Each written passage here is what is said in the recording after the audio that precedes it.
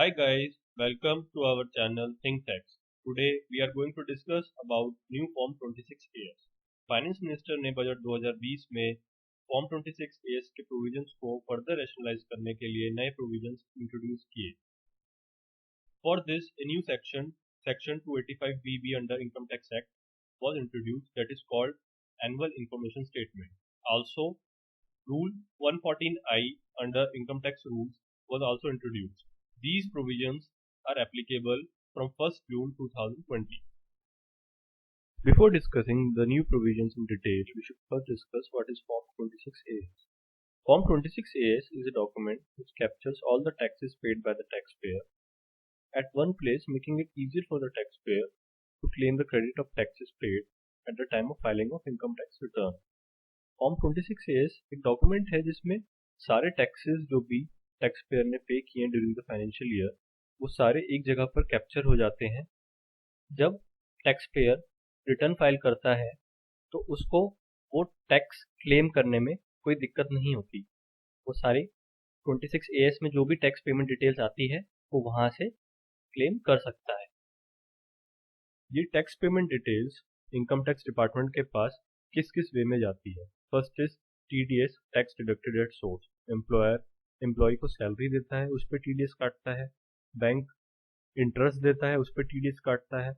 Tenant rent देता है landlord को, उस पर TDS काटता है. Further, tax collected at source details are also mentioned in this statement. Tax payer advance tax और सेल्फ असेसमेंट टैक्स जो पे करता है ड्यूरिंग द फाइनेंशियल ईयर, वो सारी इंफॉर्मेशन भी 26AS में कैप्चर होती है. इसके अलावा कोई रिफंड मिलता है during the relevant financial year that also captured in this Form 26AS. Now, taxpayer need to consider the income as well as tax deducted, collected, paid mentioned in the Form 26AS while filing the income tax return, so that no income missed out to be disclosed in the return. जो भी income details जो Form 26 में आ रही है और उसके ऊपर जो भी टैक्स डिडक्ट हो रहा है या कलेक्ट हो रहा है या कोई टैक्स पे हुआ है ड्यूरिंग द फाइनेंशियल ईयर, वो टैक्स पेयर को information while filing the income tax return capture करनी ही चाहिए, because that information is already with the income tax department. भूलकर भी एसएससी को, टैक्स पेयर को वो इंफॉर्मेशन नहीं मिस करनी चाहिए in while filing the income tax return. Otherwise there are high chances that the taxpayer get the income tax notice. Now, where we can find, view and download this Form 26AS. Taxpayer can view and download the Form 26AS from the official portal of Traces or through the net banking account if the PAN is linked with the bank account. Form 26AS जब भी taxpayer अपना income tax filing ई-फाइलिंग के portal पर अपना account खोलता है, registered account, वहाँ से 26AS फॉर्म को देख सकता है by going to traces site. इसके अलावा अगर टैक्स पेयर का नेट बैंकिंग अकाउंट है तो वहाँ से भी उसके पास ऑप्शन होता है टू व्यू और download form 26AS. Now we will discuss about the new section introduce, section 285BB, annual information statement. The prescribed income tax authority or the person authorized by such authority shall upload in the registered account of the SSC an annual information statement in such form and manner within such time and along with such information which is in the possession of an income tax authority as may be prescribed. इस section में income tax authority को power दी गई है कि वो upload करेगा registered account of the SSC annual information statement उस form में, उस मैनर में, विद इन सच टाइम जो कि प्रिस्क्राइब्ड है अंडर रूल. इसके लिए जो नए रूल्स निकाले हैं वो है rule 114I under income tax rules. Now we will discuss about rule 114I.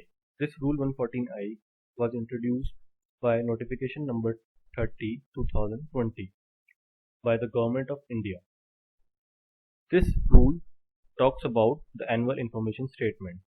It states that the Principal Director General of Income Tax Systems or the Director General of Income Tax Systems or any person authorized by him shall under section 285BB of the Income Tax Act 1961 upload in the registered account of the SSC an annual information statement in form number 26AS containing the information specified in column 2 of the table below, which is in his possession within 3 months from the end of the month in which the information is received by him. Prescribed authorities upload करेंगी annual information statement in form 26AS within 3 months from the end of the month in which information is received by them. जिस month में information उनको receive होगी उस month के and के 3 month के अंदर अंदर वो सारी information prescribed authorities upload करेंगी at the registered account of the SSC.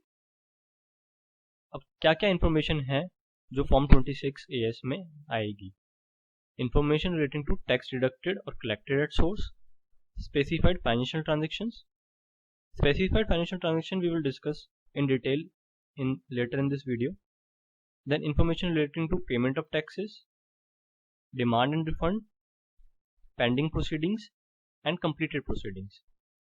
किसी की SSC की कोई डिमांड अगर रेज हुई है सो वो भी सारी फॉर्म 26AS में अब रिफ्लेक्ट हुआ करेंगी. इसके अलावा कोई पेंडिंग प्रोसीडिंग्स चल रही हैं या कोई कंप्लीटेड प्रोसीडिंग्स हैं तो वो सारी डिटेल्स भी फॉर्म 26AS में रिफ्लेक्ट होंगी.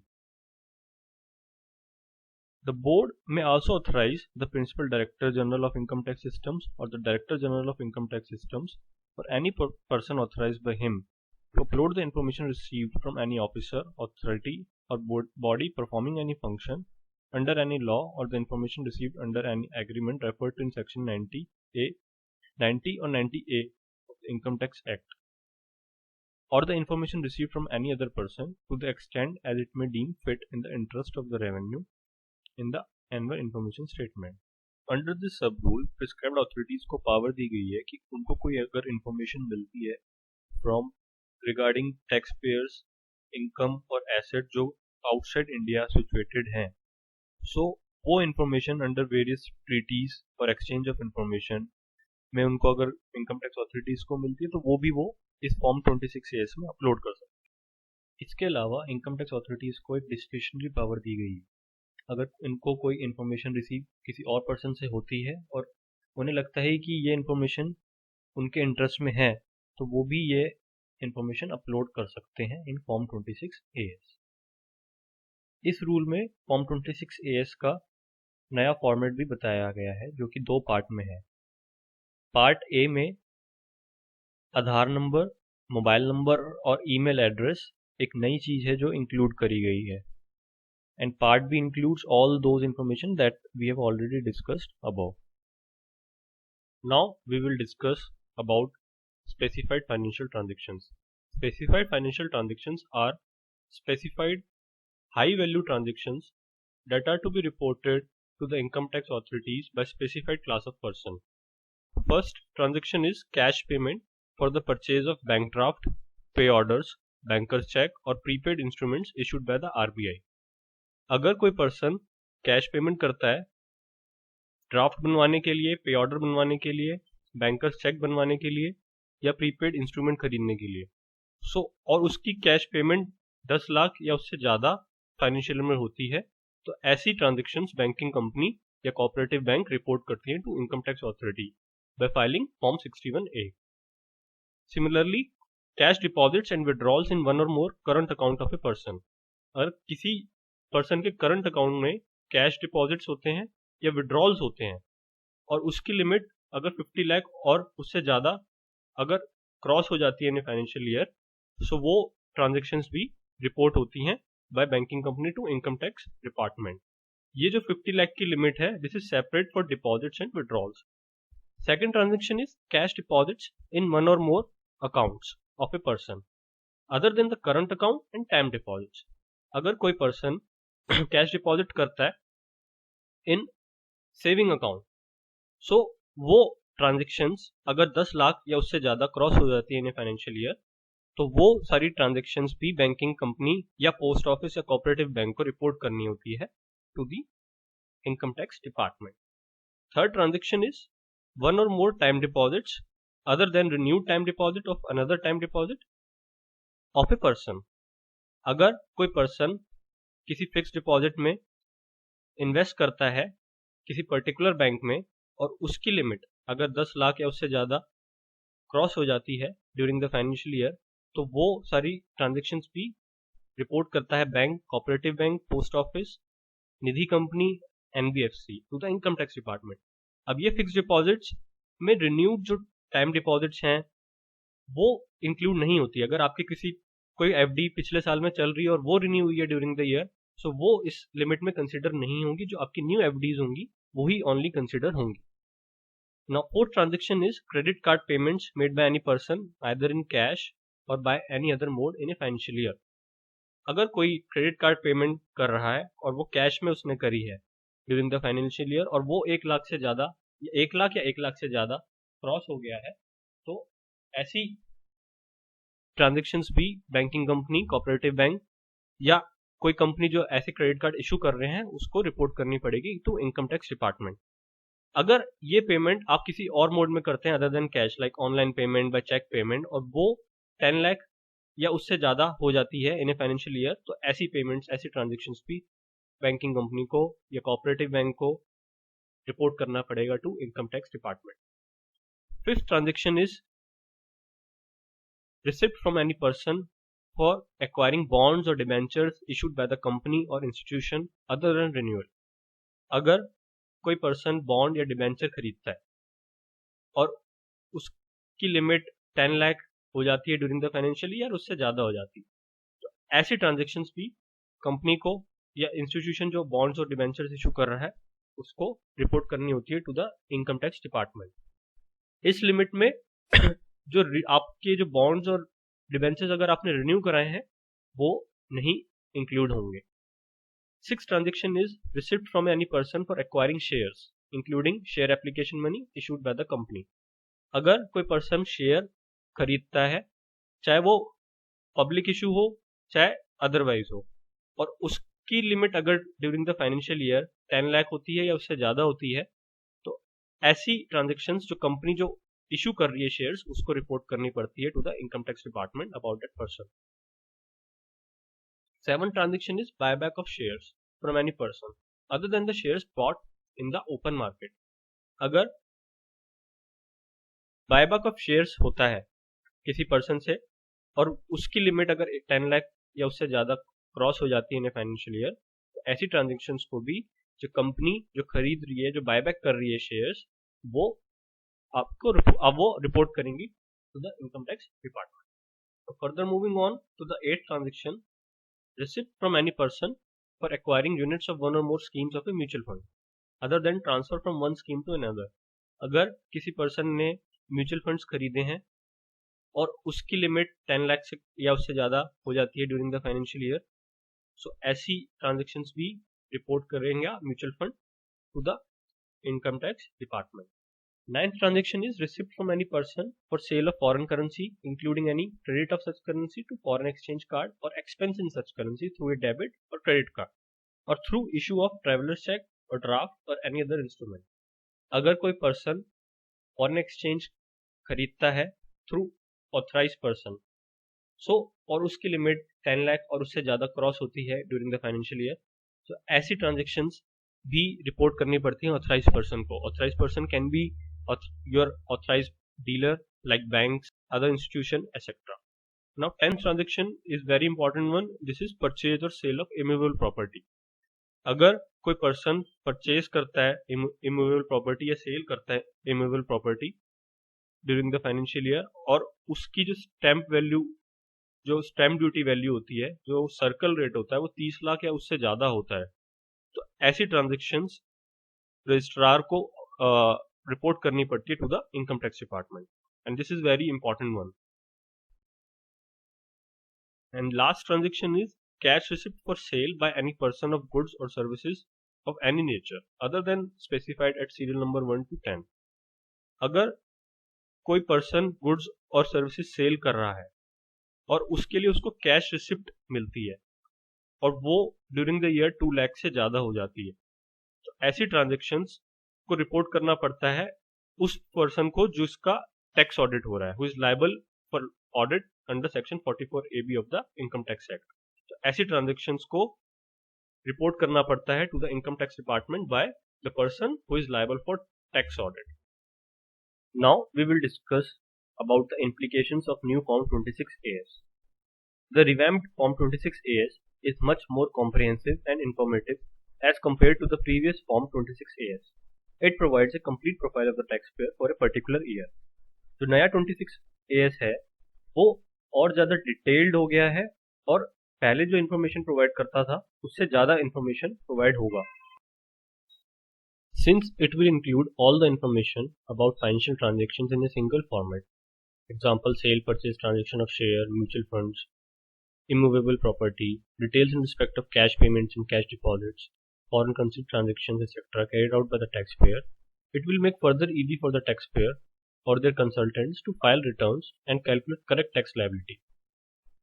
Since नए फॉर्म 26AS में सारी इंफॉर्मेशन आएंगी, चाहे वो सेल परचेज ऑफ शेयर की हो, म्यूचुअल फंड्स की हो, कोई आपने इमूवेबल प्रॉपर्टी परचेज या सेल करी है वो इंफॉर्मेशन भी इधर आएगी. सो ये 26AS एक कंप्लीट प्रोफाइल प्रोवाइड कर रहा है. और जब हम फाइल करेंगे रिटर्न तो उस टाइम जब कंप्लीट पिक्चर हमारे सामने होगी तो हम करेक्ट टैक्स लायबिलिटी निकाल सकते हैं और हमें इजी रहेगा फाइल करने के लिए, कोई हम कुछ मिस नहीं करेंगे. If any incorrect information is reported in form 26AS, taxpayer can take necessary corrective action to rectify the same. अगर टैक्स पेयर को कोई ऐसी इन्फॉर्मेशन लगती है जो कि इनकरेक्ट है इन फॉर्म 26AS, किसी चीज में ऐसा कुछ लगता है कि कोई इन्फॉर्मेशन इनकरेक्ट प्रोवाइड करी है, तो वो कंसर्न पार्टी से बात करके उसको रेक्टिफाई करा सकता है और वो सही टाइम से चेंज हो सकती है, सही हो सकती है. Revise 26AS will also provide the details of pending demands, pending proceedings, completed proceedings which may include assessment, reassessment under section 148, 153A, 153C, revision appeal in a single format. It will keep the taxpayer updated about these demands or proceedings and help the taxpayer to take timely and necessary action. Since नए 26AS में सारी information like उनकी कोई pending demand हो tax payer की या कोई proceeding pending चल रही हो या कंप्लीटेड प्रोसीडिंग है, वो सारी इंफॉर्मेशन इधर आएगी, तो टैक्स पेयर टाइमली उससे अपडेट रह सकता है और टाइमली नेसेसरी एक्शन ले सकता है against these demands, against these proceedings. Banks, financial institutions, authorities, customer, etc. while carrying out due diligence of the taxpayer concerned will now ask for Form 26AS in order to be sure that there are not any major issues about such taxpayer. Because Form 26AS में अब सारी information आएगी regarding demand, pending proceedings, completed proceedings, तो सारा जो tax payer का profile है वो उधर मेंशन होगा. तो banks, financial institutions, other authorities जिसको भी ड्यू डिलीजेंस करवाना है या देखना है रिगार्डिंग टैक्स पेयर, वो टैक्स पेयर से फॉर्म 26AS जरूर लेगा आगे, जिससे कि टैक्स पेयर कुछ भी चीज अब छुपा नहीं सकता. Taxpayer will not be able to hide information from any bank, financial institution, authority, etc. about any tax demand, tax disputes, tax proceedings or proceedings under any law. कोई भी information regarding demand, disputes, proceedings अब taxpayer as we discuss नहीं छुपा सकता from bank और financial institution.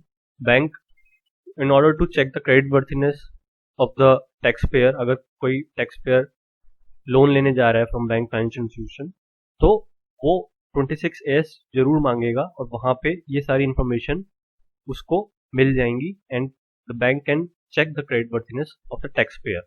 Similarly, अगर किसी taxpayer का किसी कंपनी का ऑडिट हो रहा है और auditor easily can check the pending proceedings, pending demand from 26AS and he can report the contingent liabilities. He can check whether the reported contingent liabilities are okay or not.